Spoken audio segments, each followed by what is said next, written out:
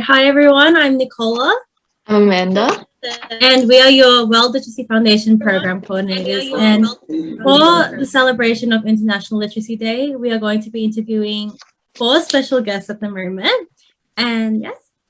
Yes, so these guests are young people who have made significant impacts and contributions to the literacy world.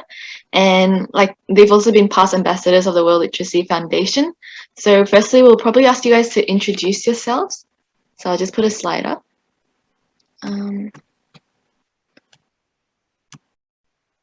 So maybe Yasmin, you can go first. Please introduce yourselves and tell us how you started your role as a WLF ambassador. Okay. Hi everyone, I'm Yasmin Farapir. I'm the president and founder of Lives for Literacy. I'm currently I'll be going into my final year at Concordia University studying political science and human rights. And my journey as to how I started as a WLF ambassador was during the midst of the pandemic. I saw this program on Facebook. So I said, I'm passionate about literacy, why not apply? And after I applied, I didn't think much about it, whether I'd get in or not. When I got the email, I was of acceptance, I was really happy. And yeah, and that's it. That's really great. Maybe Giovanna, do you want to go next? So, hello everyone. My name is Giovanna Vaz. I'm 19 years old. I'm from Brazil. And well, my journey with WLF, the best things that happened in my life were literally a coincidence. And I remember that a friend of mine told me about it, and I thought I was completely curious because I love reading, I love writing, and I remember that I saw a quote on Pinterest actually about the correlation between reading and writing, and I applied, and honestly I didn't know I was going to get in, but it was marvelous because I literally applied with a quote that was very meaningful to me, which was that reading is breathing in and writing is breathing out. And so for me as a writer, it makes a lot of sense. Oh, that's really cool.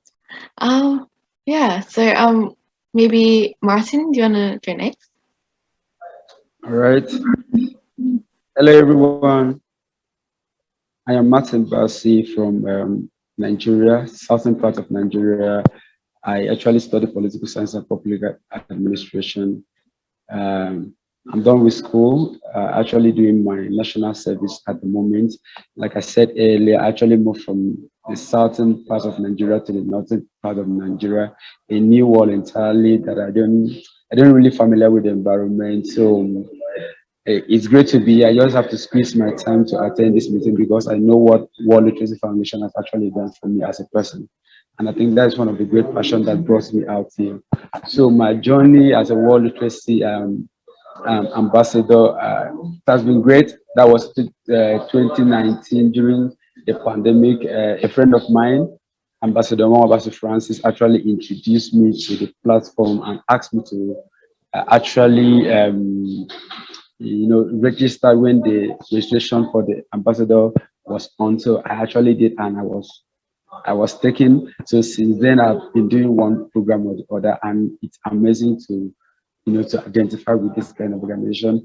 And what I've learned so far is great, and it actually boosts my passion to help humanity because it has always been in my DNA to do such. So it's great to be here. That's really great. Thank you for that. Yeah, and I think lastly, Ralph.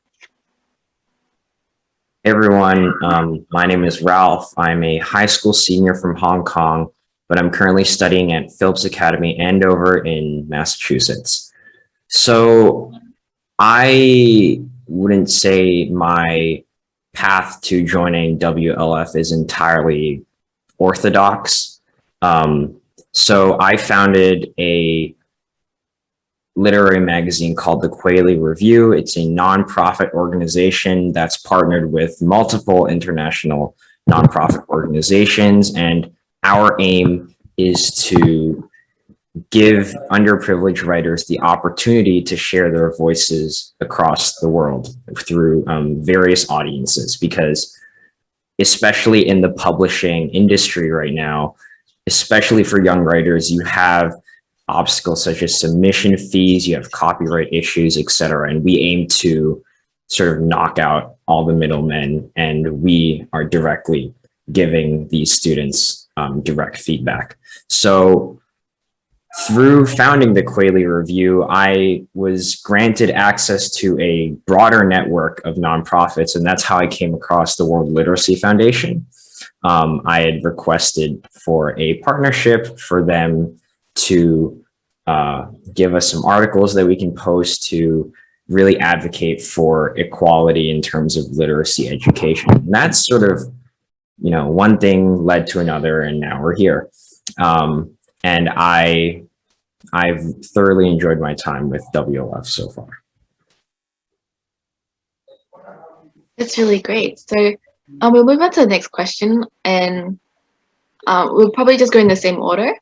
So Yasmin, what do you do in the world of literacy, and do you have any stories of impact? Thank you, Amanda, for this question. So as I stated before, I'm the founder and president of Lives for Literacy, which is a nonprofit organization based in Montreal, Quebec, Canada, where I'm from. So there we are dedicated towards eradicating illiteracy as well as in Canada and abroad. So over the 1 year, we've held over 50 plus events, such as education as a human rights, touching upon conflicts, bringing on UNICEF ambassadors to speak about girl education. We've had a Let's Talk series where we teach English, as well as we've taught human rights to 300 plus students, grade 4 students in Nepal. And that was one of my favorite events that Lives for Literacy has conducted, because you see these children who are so eager to learn from you, and the time zones are completely different when it was in Canada and back in where Nepal was. So having these children there engaging in conversation, so interested and invested in this PowerPoint that you created for them, it's very heartwarming. Plus we've had mental health sessions that has helped students keep calm, have helped them with their mental health. And we currently have an interview series going on where we'll be interviewing individuals on 3 cohorts, such as LGBTQIA. Then we've had social activists, migrants, refugees, and immigrants. So we do a lot, and that's only our beginning, and we have a lot more to achieve at Lives for Literacy. Thank you. Oh, that sounds really like impactful and great. And Giovanna, why don't you go next?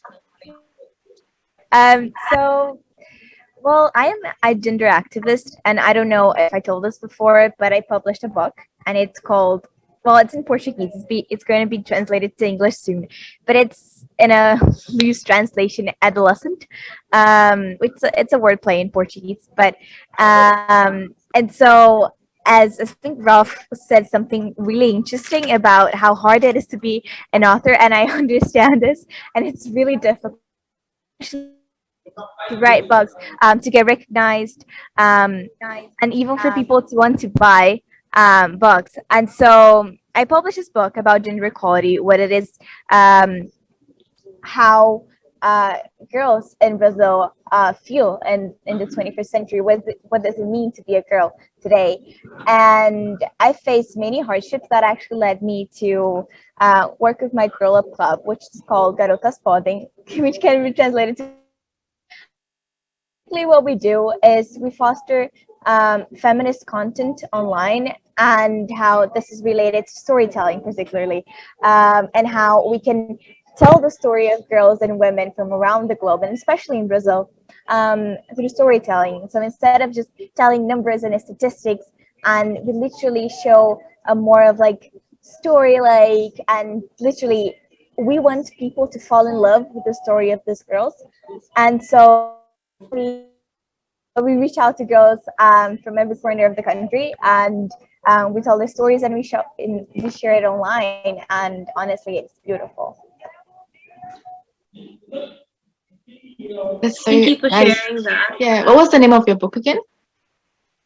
Yeah, so it's adolescente, it's in Portuguese. It will be translated to English soon. I can type it on the chat. So it's weird. It's a wordplay. Yeah, that's so Awesome. good. Yeah. Maybe Martin, your turn. Oh.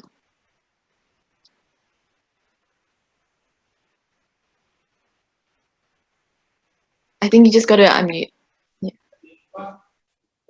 Yeah, can you hear me? All right, what I'm actually doing in the world of literacy, I first of all really want to thank World Literacy Foundation for the opportunity they gave me to volunteer as well as to reach out to the global stage. We have done some series of educational programs here, like the Nelson Mandela Day. We don't joke with it because it means so much for Africa, and we try to educate African child on the importance of the legacy of Nelson Mandela, as well as on October 1st, that day we set a time to carry out a community service, going to rural community to launch some of the programs that is going to help rural communities to have access to education, because here in Africa we are actually lacking behind in terms of having quality education. I think these are the things that actually propelled me to form an organization called Rural Education Support Initiative. I'm the founder of the organization. We try to just make a difference by giving the young people at the rural community access to quality education. And we also came up with a project called Sustainable Library Development Project. And we got across primary school that the basic education, they don't have access to reading materials. So we have to set up a library across the rural communities at the primary school level, so that the children there can have access to reading materials. We don't just stop there. We have to come up with Young Readers Club, and Young Readers Club is kind of bringing children into read together section. We also conduct kind of storytelling, and as well as trying to see how far you can cultivate the reading culture among the African children here. So we have been doing a lot in terms of that. Even last year too, we organized back to school party for the young ones, so that they can actually give them some back to educational kits such as pencil. You give them some books so that as they return to school, they can get some reading material. But the project we are actually projecting now to launch is to go into technology and introduce education technology in the rural community. And we have to establish what we call a digital literacy club that will kind of educate the young people on the use of computer, because since our own organization, we actually focus on the rural communities. We realize that so many young ones in the rural community, they don't even have access to computer. And for us to do that, we need to form a little bit club that is just every time just go to educate them on how to use the computer to, to actually advance their learning. Those are the little things we are actually doing in the world of literacy at the moment. I'm yet to launch some of these projects because, like I said earlier, I moved from the southern part of Nigeria to the northern part, and I've not been there. It's a kind of new entire location for me. And I also said to launch the project here because this is here we have, in terms of marginalization in education, northern part, they don't have access to education like what we have in the south. So most of the project I'm going to launch it during the time that I'm doing my national service at the moment. So those are the little things we are actually doing in the world of literacy to make sure that every child knows how to read and write. Because when I was actually growing up as a person, I fall a victim of not accessing quality education at the early stage. So I wouldn't want any child in my world that I know to pass through what some of us actually pass through. So that is it. Thank you so much for the question. That's really great. Yeah, and again, Ralph, your Sure. So, as I mentioned earlier, I founded the Quayle Review, and obviously, as a literary magazine, we have our first issue out, which features a lot of underprivileged writers who are a part of the nonprofit organizations that we've partnered with. In addition to that, we've also put out some special feature interviews with up and coming authors or very well established authors. And the point of those interviews is to understand the story behind how those writers came to be. You find a lot of resources with all the greats, so to speak, like Neil Gaiman, et cetera, or Stephen King, and all their discussions become very heady and out there, so to speak. But the point of these interviews is to be very grounded and to really understand where people come from, because younger kids, as interesting as theory is for more mature writers, younger writers won't really get that. You kind of need that life experience to really produce such material, and we hope to somewhat expedite the process with these special features. Furthermore, we have the first episode of our podcast where we have all sorts of different guests, and that's for more long form discussion regarding the many different facets of our complex society today. And that's sort of like a very brief overview of what Qualia is all about. Furthermore, I am a genre managing editor at Polyphony Lit, which is an international high school magazine that's geared towards publishing works by high school students. And it's also a nonprofit organization. The whole idea behind that is to provide free of charge feedback to writers, because more often than not, you'll have a submission to a literary magazine and all you get is a rejection letter saying that, oh, we couldn't take this piece, or our editors didn't like it. Well, that's not really helping anyone. You're not really getting anywhere out of that. So for all we know, that just continues a cycle of subjugation and stagnation where writers aren't improving and they kind of just guess. At Polyphony, we want to provide guideposts for those writers. Obviously, not chucking them all the way to the end point, but allowing them to develop along their own means so that all of their voices are unique and singular rather than a cookie cutter sort of sample that we are looking for. And that's why it's such a broad range of staff members as well. So it's not representing an ideal imposed by a specific group of people. In addition to Polyphony, I am also the executive literary group director at Supplementary English. So it's a small gathering, a small class where like-minded writers review each other's work. And that is more or less an extension of what I do at Polyphony, where we encourage younger writers to really get out there and share their work, to sort of let go a bit of their insecurity. Because once you let go of that insecurity, you open a lot of doors in terms of creative writing improvement. And then finally, I do have some, sorry, not finally, but I do have some experience with regional and local charity organizations in Boston. And then finally, I am publishing a textbook about the Latin language. It's supposed to be affordable. It's supposed to get to the point, because you have a lot of these textbooks that are either too narrative focused and a bit too cartoonish or maybe a bit too childish, but then you also have the other end of the spectrum where the textbooks are very dense. You don't really understand what they're saying. It's written by some guy who's like, I don't know, really old, whatever. So the point being, it's really geared towards middle school to high school students who really want to pick up the language and have that energy to really just get going. And that's sort of the whole idea behind it. So my whole, if you were to really look at everything that I've done and think about a common theme across all of these activities, it's more about accessibility and just how you interact with different people's stories. Yeah, That's amazing. Yeah, so it's been really interesting learning about all of you guys. So we're going to move on to our next segment. So that's when we're going to spin a wheel of questions and we're going to pick your names out of a hat. So those names that get picked out, you'll have to answer the question. So maybe Nicole, you can bring the Yep. wheel up. Share my screen. Can everyone see it? Awesome. Look at you guys here. All right, I'm gonna spin the wheel.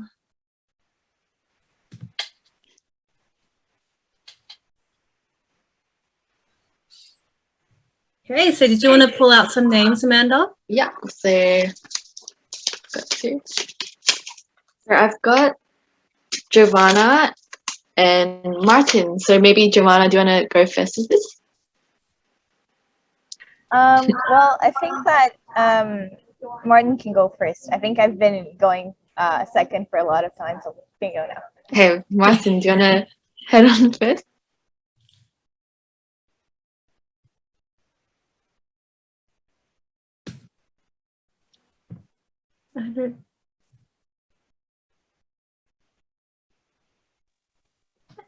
Okay. Hello. Hi. Yes, we So can. do you have any stories of impact to share from your work? All right. I do. Okay, actually, the story that actually impacts. Come on, I have a lot of stories to tell, but I think I need to summarize it. When I was growing up, I I was actually in the rural community, um, and it was very difficult. When I mean very difficult to actually first quality education. I think during my my primary school, I when you go to school at the end of the day, they will send you to do farm work more than the normal teaching of impacting knowledge to you. And I was like, since I was actually have the opportunity to now move out of the rural community to the urban center, I told myself, why can't I just make a difference in the child that is also in the rural community? Why can't I just do something even with the little income that I have to actually touch a life, so that the same pains that I actually had during my days when I was a kid, that so another child will not actually pass through the same pains. That was when I came up with during my final year in the university, I came up with an organization, a non-profit called Rural Education Support Initiative, to actually reach out to the community. And having done that, I like some being in during the lockdown, I formed inter partnership with some of the non-profit organization here. We went to share books. I think I realized the same pain that I actually passed through, that so many young people are passing through the same pains today. So I think there's so much to be done in terms of the world of literacy. When we launched our community reading library with Ambassador Barcey, one of the mentor of this 2021 youth world ambassador. So I was like, the guy actually helped us a lot. We reached out to to the children in the rural community, sharing some books to them. We realized that we have a lot to do, and I am really hungry to do more for the young ones. And that is what actually propels me to say, let me go in else to form young readers club, so that we can actually bridge the gap in terms of those in the urban center and those in the rural community. I think those are the things that actually, those are the story that actually propels me to actually come into the world of literacy. That's really great. Yeah. Wow. So yeah, Giovanna, do you want to go next? Sure. So the story I want to tell a specific story actually, and it happened recently, and it has nothing to do with my clubs and organizations that I'm part of. But I got an invitation on Instagram to join a club from girls in Brazil, and it was random. I was a bit surprised when I got the message, and then I went there just like not knowing, understanding what was going on, and it's just a very personal story and it's very specific. And I think it was 2 weeks ago. And I went there not really knowing that they were going to read my book. And it was just, well, I was surprised because they chose that was actually telling the story of it's a short story actually, from like being harassed and like women being harassed when they go to work, and literally like the role clothes play in sexual harassment, and it was just amazing because we started discussing our own experiences, and so and we read the short point. The point was not the story. The point was the conversation that the story caused, and it was just so beautiful. And the girls were actually telling some of their experiences and how they related to the short story and how they felt that yes, clubs are really important, but they also, you know, like we were having like sharing and having this amazing conversation, and so and to see girls that were like, I think the youngest one was 12 or something like that. They were really young, and they were telling her, touched my heart so much because, well, I didn't know that they would relate to it, and I just love the idea of how a story, a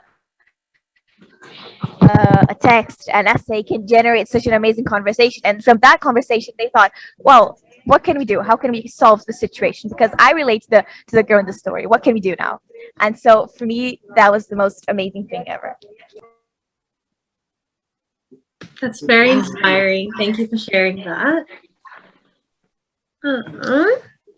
Moving on to the next. I'm going to spin the wheel again.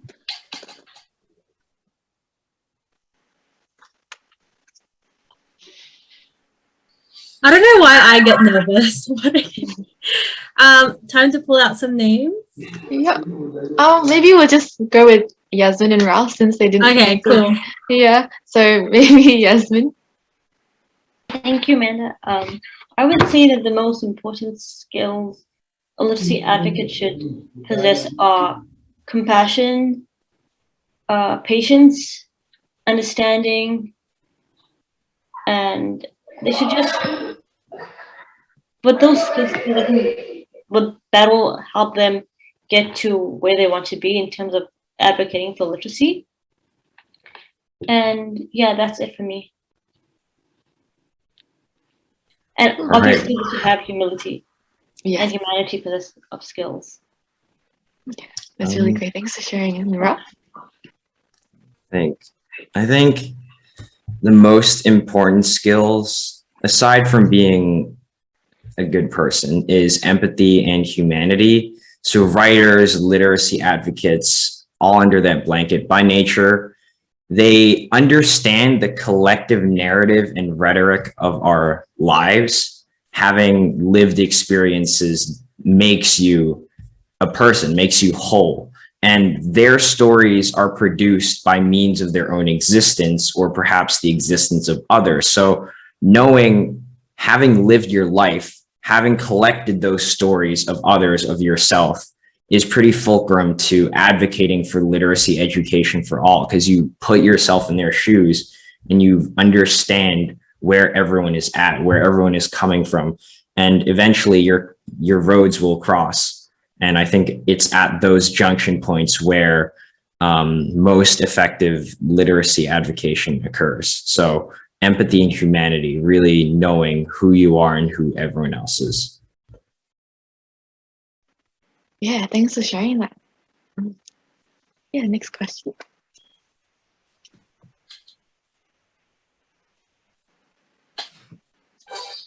Hey, so tell us about the two most influential people in your life and how they impacted you. So let me pick up some names. So I got Yasmin again and Giovanna. So maybe Giovanna, do you want to answer this first?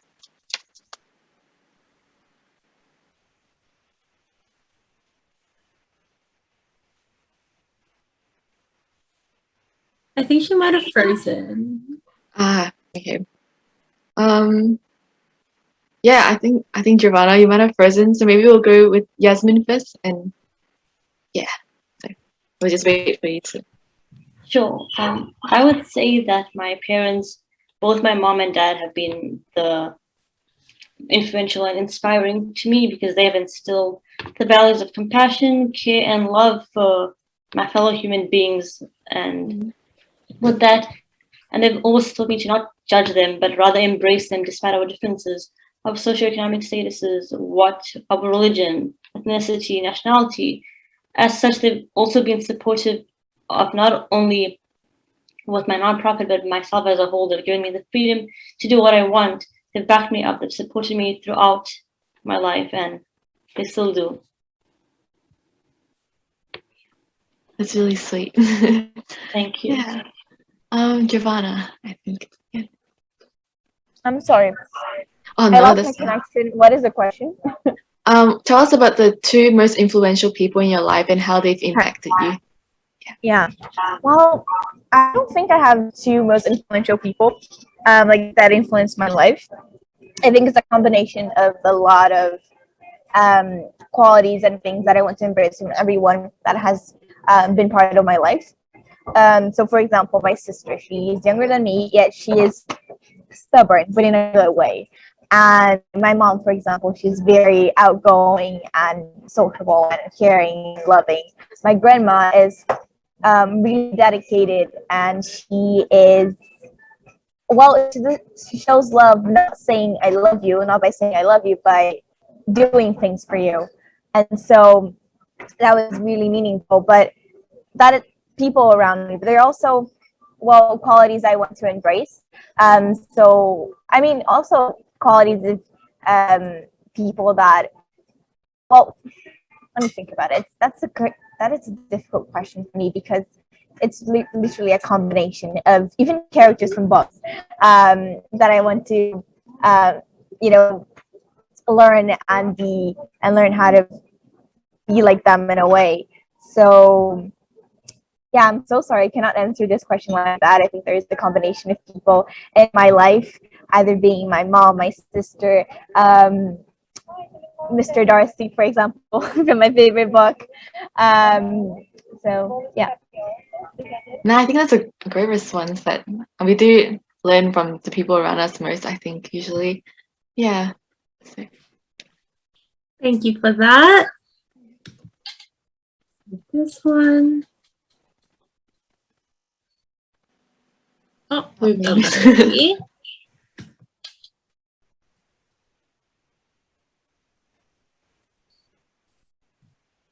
Also done that already. But I'm just gonna have to.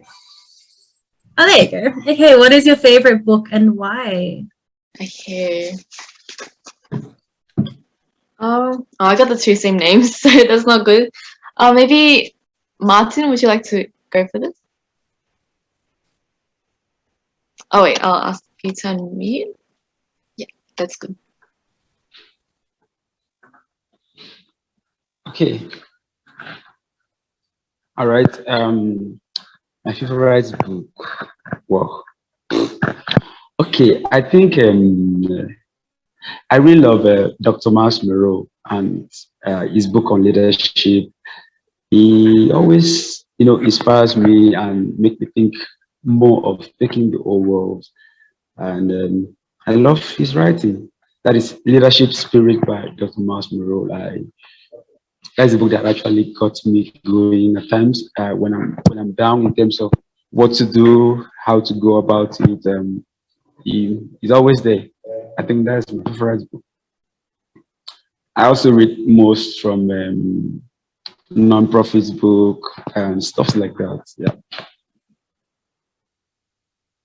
Yeah, thanks. And Ralph? I mean, this answer constantly changes because my literary affinity shifts pretty dynamically from piece to piece whenever I do choose to write. Currently, the one that comes to mind is Pachinko by Min-Jin Lee. This book narrates the story of a single Korean family across multiple generations. So you have the grandmother, the grandfather, etc. This family navigates the repercussions of colonization, navigating a completely foreign environment, which is very similar to a first generation story that we are used to today.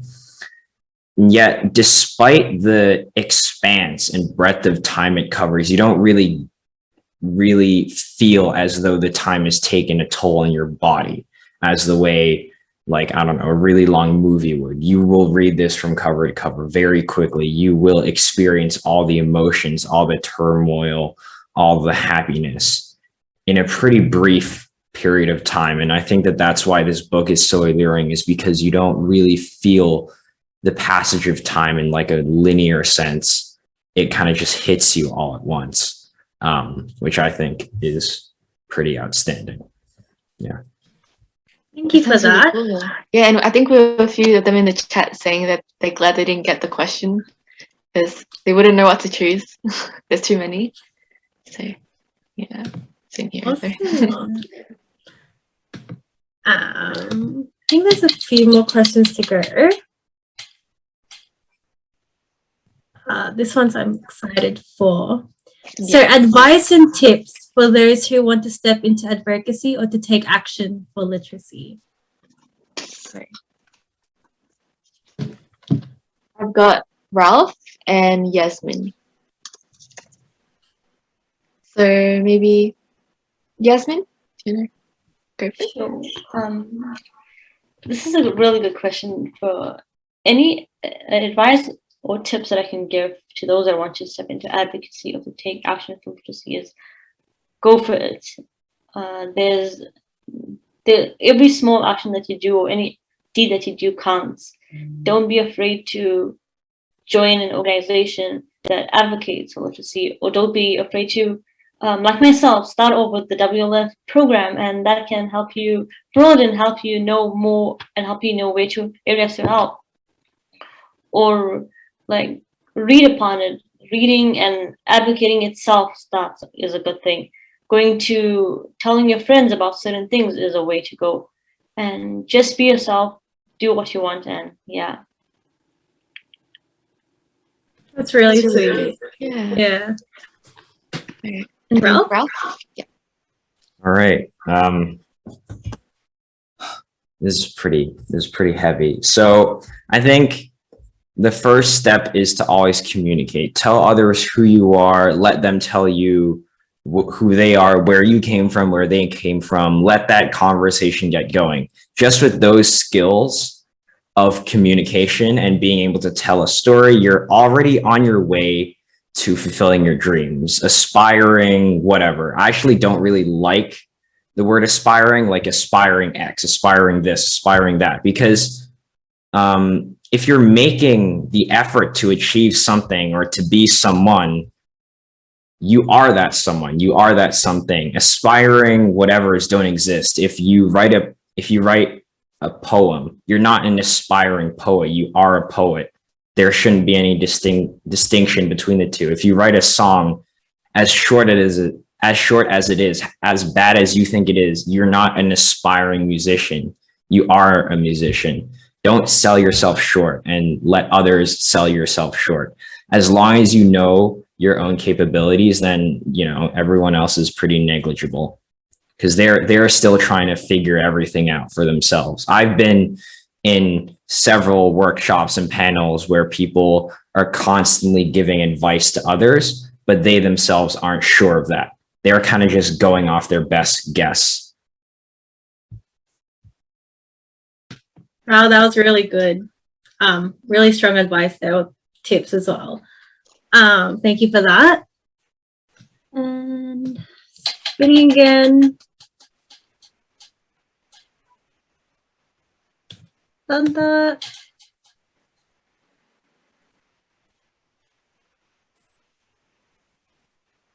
Okay.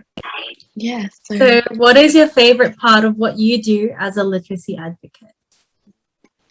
So maybe Martin and Giovanna. So do you want to go on first, Martin?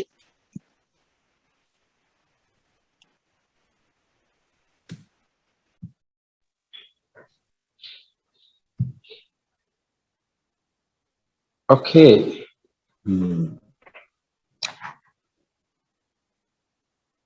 Yes, correct, but okay. I think it's all about reaching out um, to the vulnerable children. I just love sharing books to them, making sure that every child can read and write. I just love it that way. That is just part of what pushed me into literacy advocacy. I all my thought has been centered around and how to see that every child that has been left behind is being carried along. That is it. And I think that's what also brought me all the way from the northern part of the sorry from the southern part of Nigeria to the north.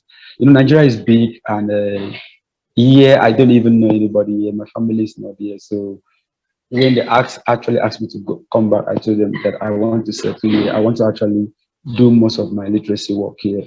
I think since we have so many people being left behind here in the north, I hope to take action that can inspire change in the community that I'm going to stay for the meantime. Um, is what actually propels me is to make sure that I mean every child, knows how to read and write. That is it. And then also that they have access to these reading materials um, and make use of it properly. Yeah, that's really great. I think that's so important. Yeah. Yeah, Giovanna, do you wanna go next? Sure. Can you hear me okay? Because there's a bit of noise outside here and it's annoying, but can you hear me? Yes, we can hear you. Is that a yes? Okay. So, thank you. Well, I have two answers to that. One is a bit broad and, well, it's not generic, but I think it's honest. Then there's a second answer, which is a little bit more selfish. The first answer is what the story of children learning how to read, especially girls. No, I'm a gender activist, but um, falling in love with the story of literally people loving to learn for me is amazing. And then I'm so sorry, my Wi-Fi connection is terrible, but um, the second answer to that is a little bit more selfish, and it is just reading. I love to read a lot, and I think that it's a really important component. And so, I have to read, I have to do this instead of, I don't know, going out or something. And yeah, but definitely falling in love with the story of people learning how to read and write. Oh, that's really sweet. Nice. So I think we just have one more question left. So that's what does literacy mean to you? I'm just gonna pick out some names. So I got Ralph and Martin. Yeah. So Ralph, what does literacy mean to you? I think it means, so obviously we have our fundamental understanding of literacy being able to read, write, speak, etc. I think also just being able to talk with people. Communication and conversation is such a wonderfully simple yet complex construction that we have come up with. You can really analyze, if you wish, the dynamic between different people, how they respond to themselves, how they respond to others. And I think being just part of that community is so important. So literacy to me is being engaged, being part of the world that we've created, whether it is through reading, writing, or speaking. There are multiple ways and multiple roads for you to take down there. Yeah, that's really great. And Martin?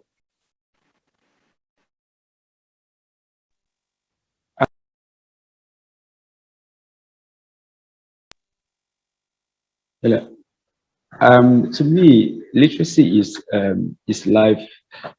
It's life, and I know what literacy has actually done for me as a person.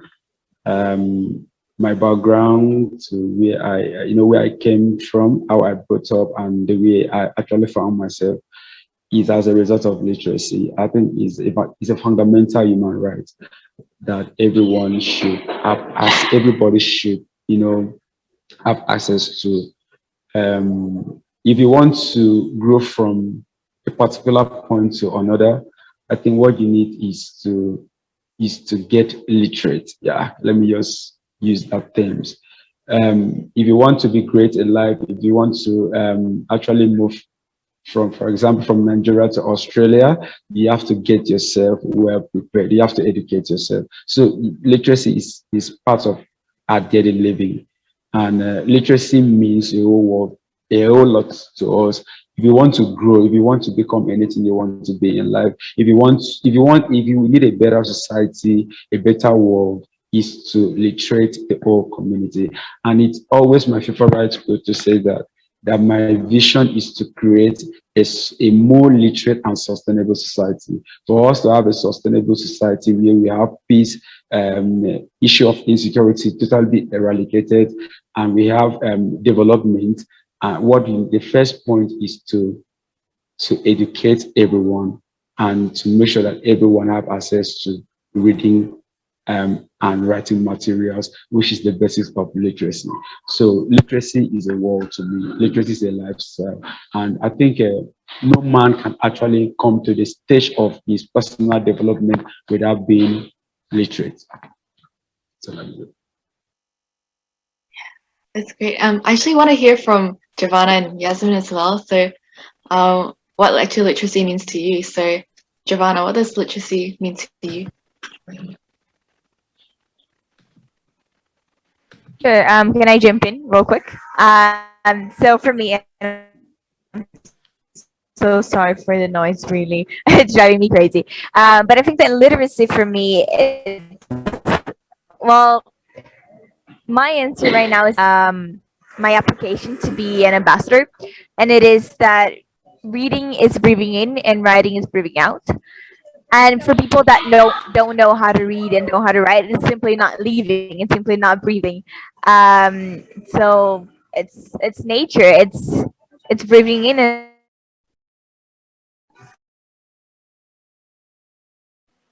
Yeah, that's really great. Yeah, I want to hear from Yasmin as well what literacy means to you. Thank you, Amanda. So for me, I would agree with my fellow, with Ralph, Martin, and Giovanna. I would say that literacy is a very broad definition. I don't think we have the time to go into the depth of it. We can speak about this for days on days. But to put into simple words, I would say that it goes beyond the definition that it is reading and writing, understanding, but it also is a pathway, a ticket to freedom, to coming out of the vicious cycle of poverty. And it is important to make this a fundamental human right that each and every individual around the world is entitled to. And literacy is also a way that how we are shaped by the world, how we shape it, and how we interact with others.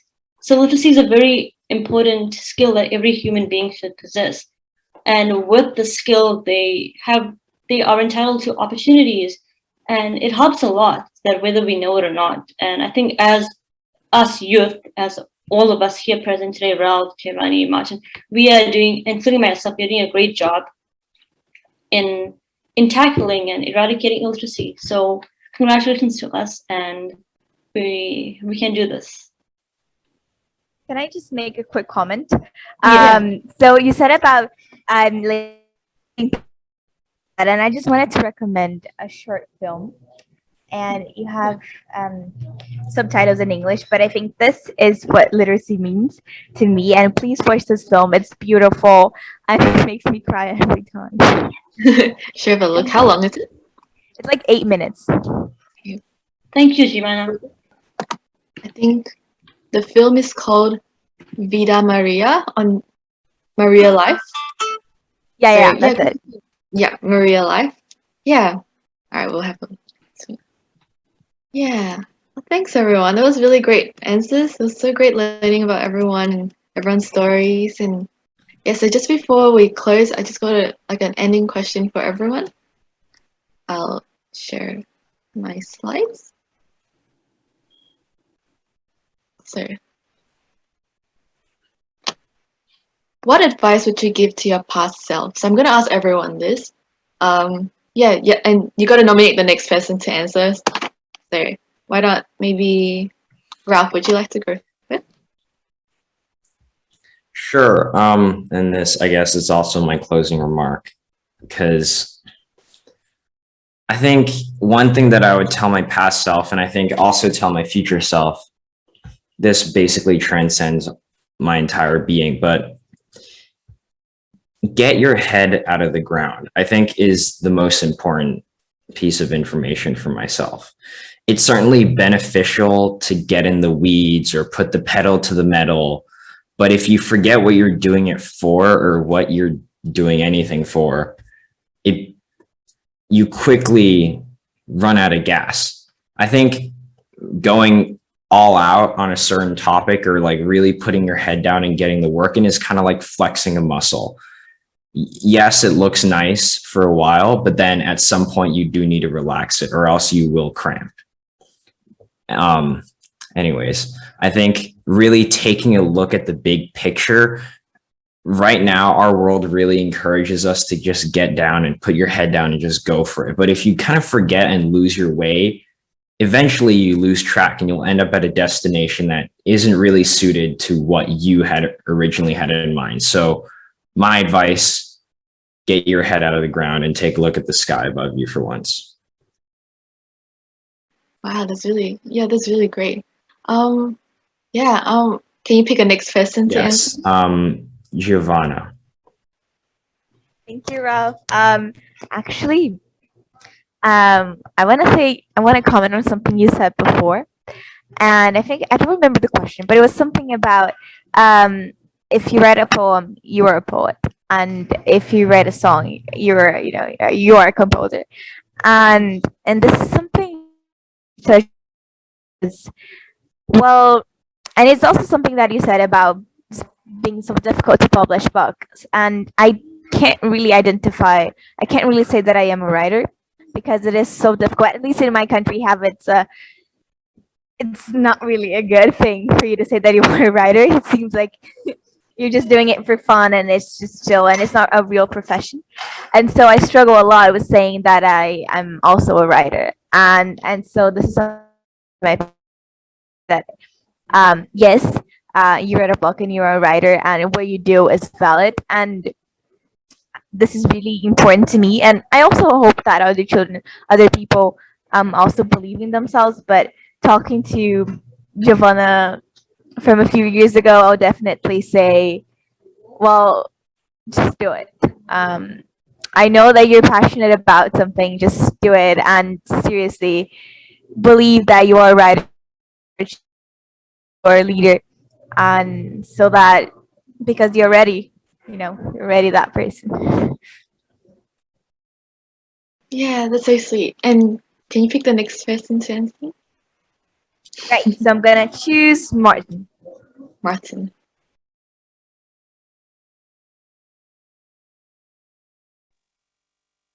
Okay.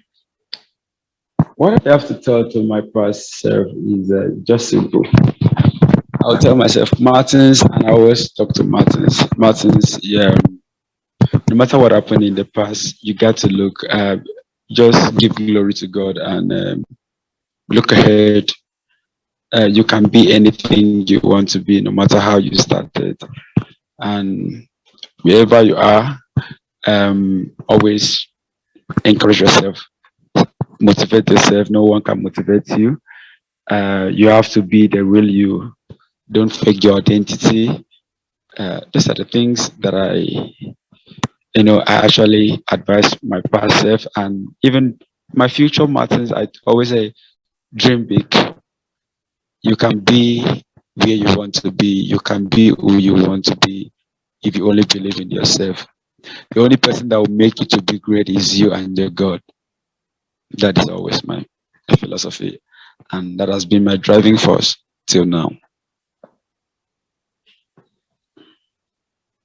Okay, I'll nominate my colleague. I think she studied political science. Yeah, Jasmine, let me hear from you. Thank you, Martin. So I would say that the advice I would give to my past self, that would be, like many of my colleagues you have said, to believe in yourself, to do what you love, But I would like to add that you shouldn't undermine yourself, because a lot of us have the tendency to undermine ourselves, but that should not be the case. Believe in yourself, and with that, you're able to build that confidence. And I would also advise that don't let your past determine your future, because life at the end of the day is all about learning. We learn from our mistakes and the challenges and problems and obstacles that we encounter in life.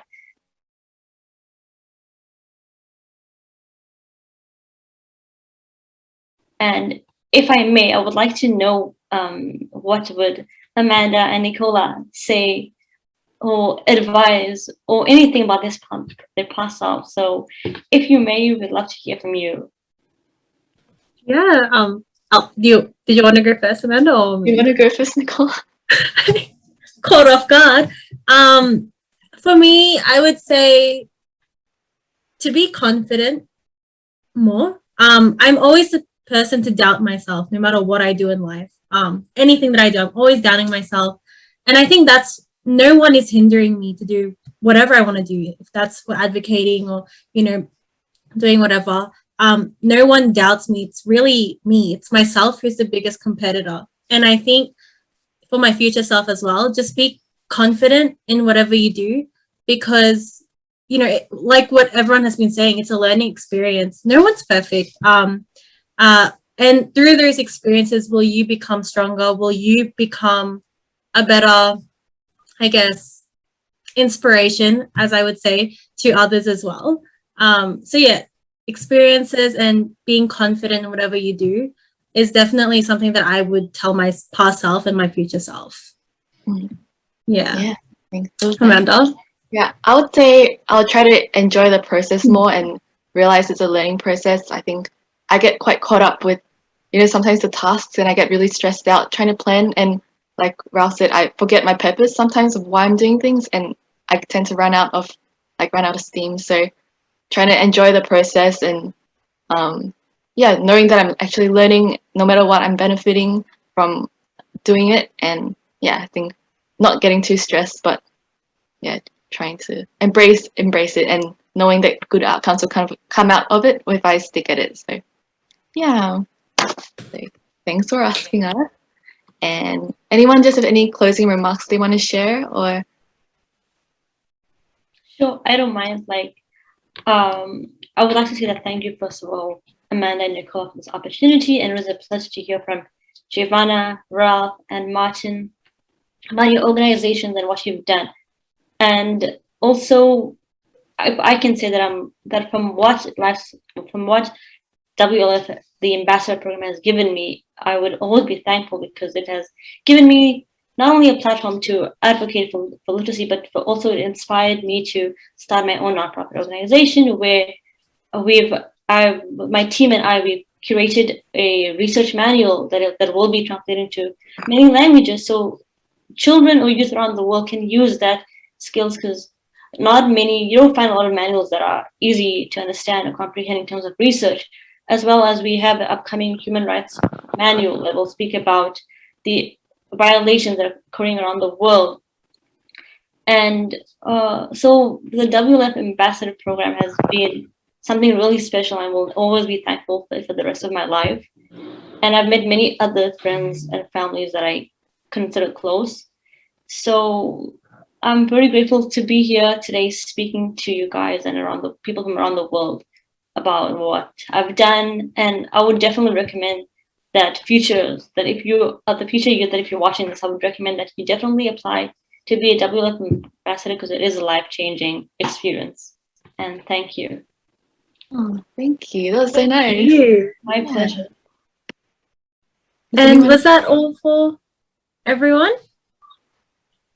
Yeah. Well, I think that was a really great conclusion from Yasmin. She pretty much just summed everything up. I just wanted to say thank you to each and every one of you.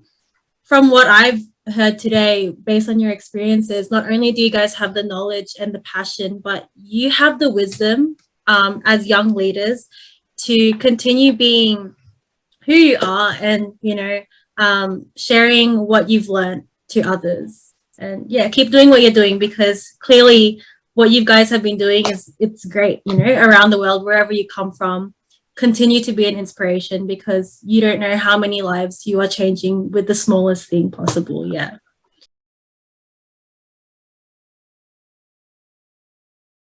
Thank you so much for joining us. This International Literacy Day, share your love and appreciation of reading with a disadvantaged child who doesn't own a single book. Please visit worldliteracyfoundation.org and donate today.